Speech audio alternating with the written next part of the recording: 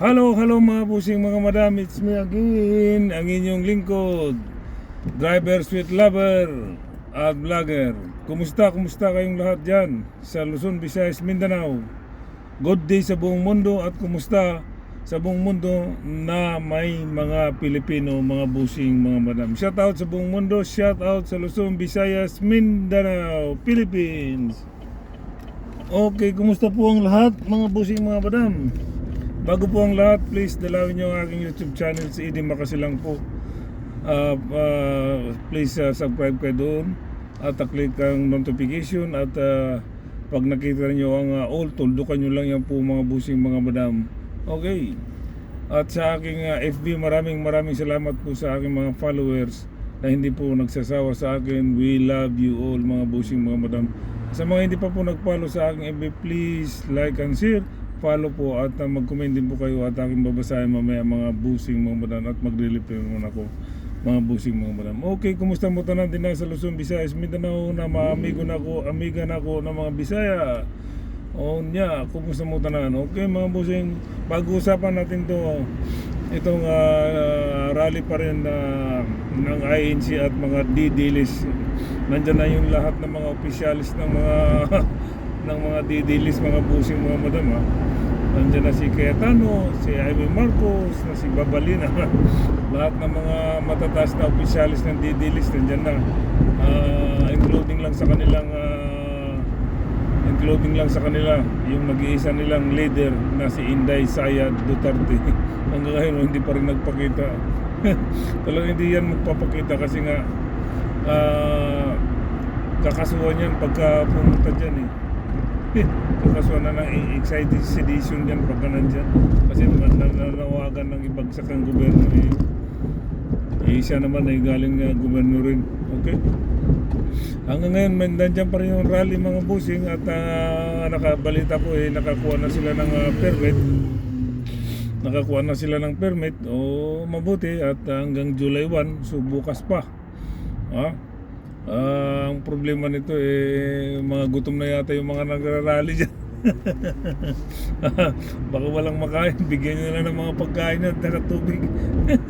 Baka kulang pang binayad dyan kasi karamihan naman dyan halo na yan mga DD-list, mga Iglesia ni Cristo, diba? Itong pag-usapan natin to si Marcolita mga busing mga madama. Ito, alam ba ito si Marcolita palagay natin alam na bukod naman siya kaalaman ninyo lahat nanggaling mismo sa bibig niya yung kasalanan niya, inamin niya na nagtanggap talaga siya ng donation na mahigit 70 million. So I think if I'm not mistaken, I think around 50 to 75 million. Yeah. So galing mismo sa bibig niya. So yun ang kinaso sa kanya. So wala na dapat siyang maitatago kasi siya nanggaling na sa bibig niya. So ito ngayon nagrally yung mga iglesia kasi natakot nga baka huliin daw si Marcolita. Di ba mga busing mga madam? So nagrally sila bigla, surprise rally. Pero yung madaling araw pa po. Di pa siguro nagsipilyo yung mga tao Di na basta ginising na lang, ginulo ng Iglesia ni Cristo yung kapwa niya iglesia di ba? Hindi ko nilalat ng mga iglesia maraming iglesia na mababait So ipalagay natin na ang gusto kasi ng Iglesia ni Cristo mga busing mga madam iurong yung kaso ni Marcolita. So yun ang gustong mangyari. So ibaga quits na lang. Napakasimple lang di ba? Napakagrabe. Iurong para hindi na doon sila totoo, para hindi sila mag-rally, hindi sila titigil hanggang hindi daw maurong yung kaso ni Marcolita. Okay, palagay na natin na tuloy-tuloy ang rally ng Iglesia ni Cristo tapos inurong. Okay, palagay na natin inurong ng gobyerno. Inurong ng gobyerno. Hindi ba alam na ilan lang ang iglesia? Palagay na natin 20 million ang Iglesia ni Cristo, 20 million sa dami nila, 20 million, okay? Ilan ang Pilipino sa buong Pilipinas? Mahigit 100 million. So baka lang sila, 'di ba? Mahigit Ah, baka wala pa silang 3/4 lang mahigit 20 million ang kwan ang iglesia, tapos ang Pilipino sa buong mundo mahigit 100 million. O ilan ang magagalit noon? Kulang-kulang 80 million, mahigit 80 million ang magagalit sa gobyerno kapag inurong ng gobyerno ang kwan ang kaso ni Marcolita, di ba? So hindi pwedeng mangyari yon, di ba mga busing mga madam? Hindi nila pwedeng iurong ang kaso ni Marcolita.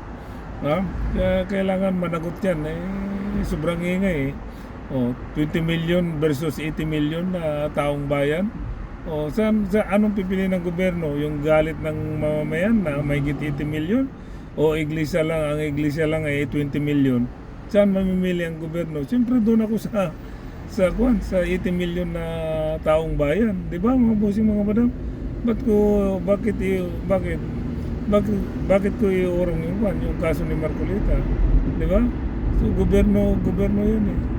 Ang government hindi atras yan sa mga kwan. Kaya nga ang government eh.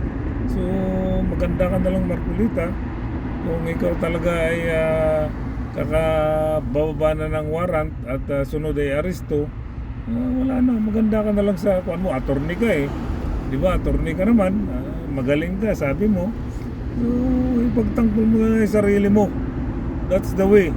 You know, that's the way. Na para makaligtas ka sa kaso mo.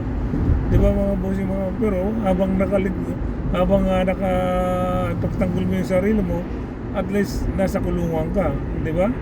Kahit na ipagtanggol kasi walang pa yan, Nobel yan. Plunder yun, umabot ka ng 50 million mahigit eh. Di ba?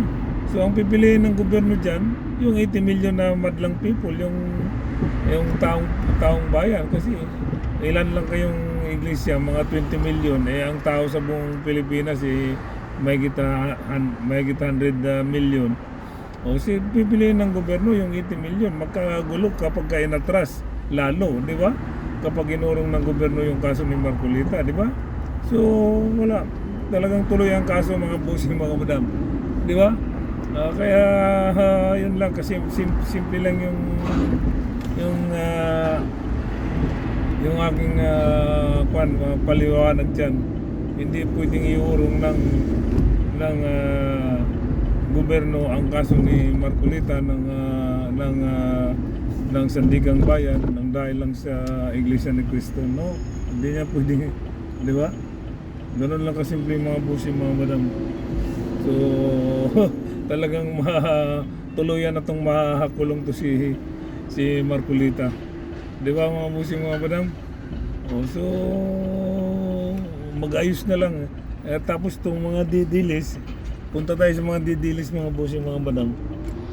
Tapos itong mga didilis naghihintay silang na makarating dyan si Inday Sara nila dyan sa rally. Bakit pupunta dyan si Inday Sara? For what? Wala, kahit anong gawin ninyo, hindi nyo kayang magbuo ng maraming tao, milyong tao para magkaroon kayo ng people's powers. Hindi. Ang mga tao, marami ng galit nga dyan dahil nakadisturbo lang kayo eh.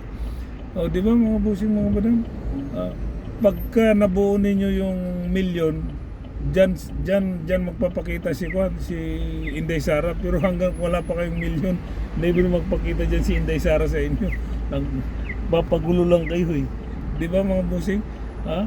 Ang dami yung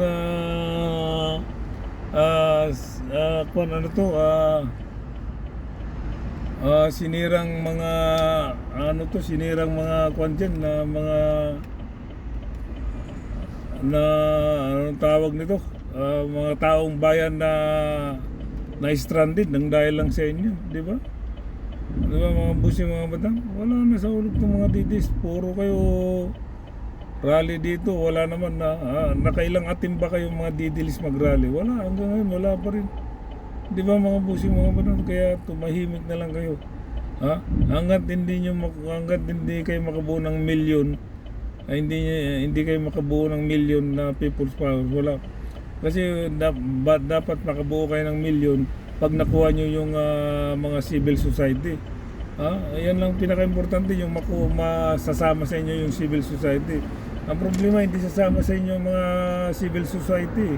Katulad ng civil society, katulad ng simbahan katoliko. Di ba? Mga estudyante, mga trabahante. Lahat. Yan ang hindi nyo makuha-kuha. Pag nakuha nyo yan, yan. Maaaring magkaka-people's powers. Para kaso hindi, ayaw nga nila. Di ba? Ayaw ng taong bayan na si Sara ang uupo dyan kasi lalo magkagulo eh. Di ba mga busing mga banang? Wala talaga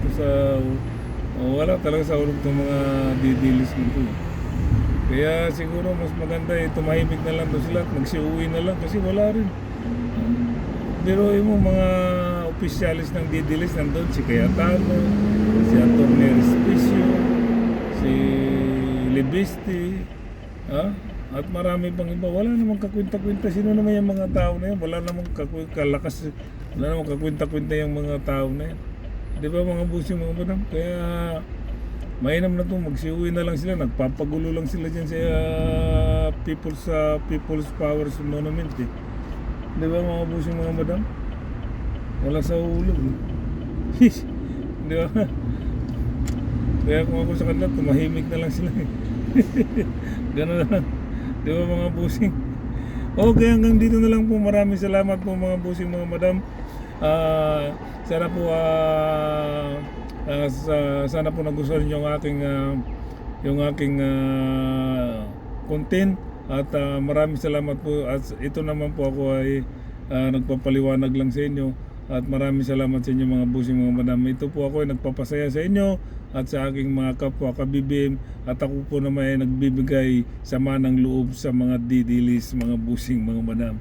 Once again, maraming salamat po sa aking mga followers. We love you all. At sa mga hindi pa po nag-follow, please like and share. Follow din po kayo mga busing mga madam. At mag-comment kayo at aking babasahin po mga busing mga madam. Okay, at mag-relipin lang. Okay, bye-bye. Peace.